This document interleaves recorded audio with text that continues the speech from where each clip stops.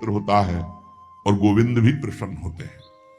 यदि गाय घर में पाली जाए या गौशाला खोली जाए और गौओं की सेवा की जाए, जिनके पास अर्थ है, भाव है, भगवान स्वयं श्री कृष्णचंद्र जी ने गौ सेवा स्वीकार की, गौवें चराई।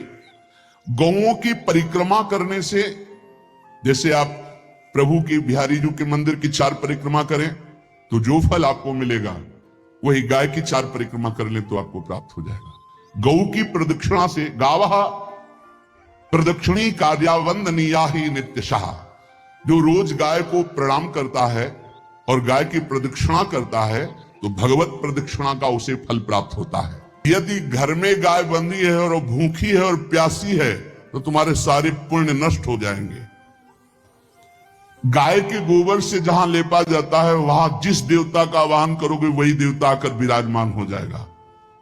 गौवें जहां विराजमान रहती, गौशाला में भजन करे तो कई गुना बढ़कर के प्राप्त होता है। जहां गौवें विराजमान होती हैं वो बड़ा पवित्र दिव्य तीर्थ स्थल माना जाता है। अपवित्र भूमि में भी यदि गाय के गोबर का लेप कर दिया जाए तो परम पवित्र मानी जाती है। गाय बहुत पवित्र, जहां वो बैठती है, जहां वो मूत्र त्याग करती, गोबर त्याग करती, वो स्थान तीर्थ तुल्य पवित्र माना जाता है।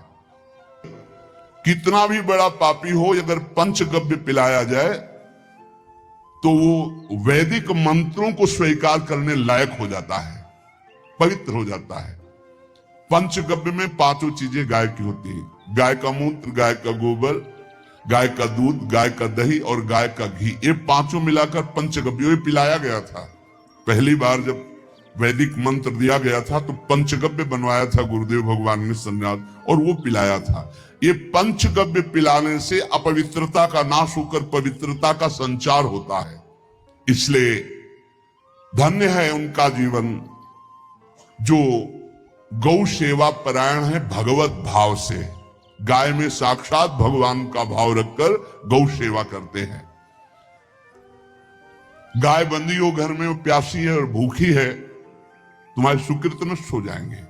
तृषिता गौर गृह बद्धा, क्योंकि तुम्हारे पास है, सेवा करना चाहिए। यो वै गाम प्रतिसिद्धेन तो चरंतिम च स्वतरणम नरहा तस्य पूर्वे च पितरः कंपन्ते पतनोन्मुखा। यदि गाय हरी हरी घास चर रही कहीं और तुमने डंडा ऊपर प्रहार किया, लाठी मारी, तो तुम्हारे पितर खोपड़ी के बल नरक जाने के लिए तैयार हो गए। ये लिखा है कि जो प्रतिदिन अग्रग्रासे परोभावा कर्तव्यो भक्ति तोन्वहम अकृत्वा स्वयं आहारम कुर्वम नापनोति दुर्गतिम।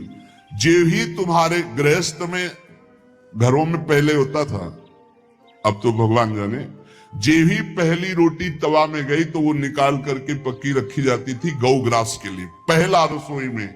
तो इसमें लिखा प्रतिदिन स्वभोजनम, पहले स्वयं भोजन न करके गाय के लिए ग्रास निकालना चाहिए। जहां गौ को माता की पदवी दी गई, जहां गौ को हम आराध्य देव के रूप में मानते हैं, आराधना करते हैं, गौ रक्षा, गौ सेवा, ये बहुत बड़ा इसमें छुपा हुआ है। स्वयं भगवान अवतरित होकर गौरख, जब गाय के रूप में पृथ्वी रमाती तो भगवान का अवतार हुआ है।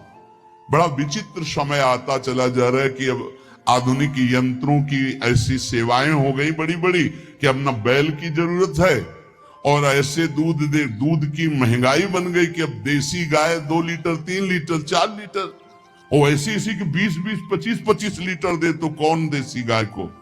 गौओं का सेवा का भावना शास्त्र आज्ञा करता है। जो प्रतिदिन गौग्रास निकालता है, अर्पित करता है, तो उसको अग्निहोत्र करने का फल मिलता है, उसके पितरों को तृप्ति मिलती है और समस्त देवताओं के पूजन का फल मिल जाता है जो गौग्रास निकाल। जिनके पास अर्थव्यवस्था, जो गृहस्थ धर्म में है या जिनके पास अर्थ है, कुछ रोज 1 रुपया निकालो। हम कह रहे रोज निकाल लो तो महीने में 30 रुपया होते। 30 रुपया में एक गाय को हरी घास तो एक टाइम पवा ही सकते हो ना, बहुत नहीं है तो 1-1 रुपया निकाल के अगर एक गाय को चारा दोगे तो एक बार का भोजन तो हो ही सकता है। 30 रुपया में हरी घास जाकर उसके देखो एक बार तो पवा दोगे ना। अग्रग्रासे परोभावा कर्तव्य भक्तितोन्वहम, भक्ति पूर्वक गाय को एक ग्रास भोजन में एक रोटी तो निकालना चाहिए गाय के लिए, ऐसा शास्त्र आज्ञा कहता है। दोस्तों, प्रेमानंद जी कहते हैं कि आप जितना गौ सेवा करेंगे आपको उतना पुण्य प्राप्त होगा। और गौ सेवा ही क्यों, कोई भी पशु पक्षी, कोई भी जानवर को, बेजुबान को अगर आप खाना देते हैं, पानी देते हैं, तो वो पुण्य आपके बने रहेंगे और ऊपर सारे जमा होंगे। तो जितना हो सके बेजुबानों को सेवा करें, खाना दें, तो आपके सारे कष्ट भी हरेंगे और पुण्य भी मिलेंगे। राधे राधे दोस्तों।